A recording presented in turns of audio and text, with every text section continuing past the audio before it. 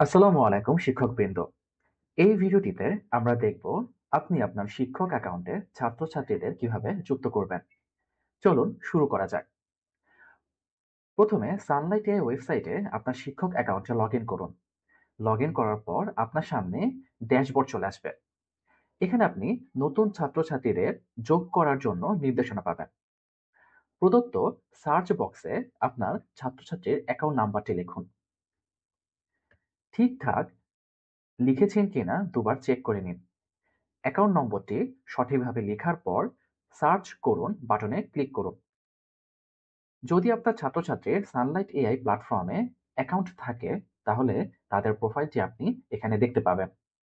তাদের প্রোফাইলের নিচে একটি যোগ করুন বাটন দেখতে পাবেন। এই বাটনে ক্লিক করুন।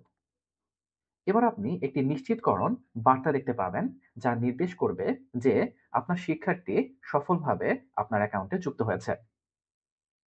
ধন্যবাদ।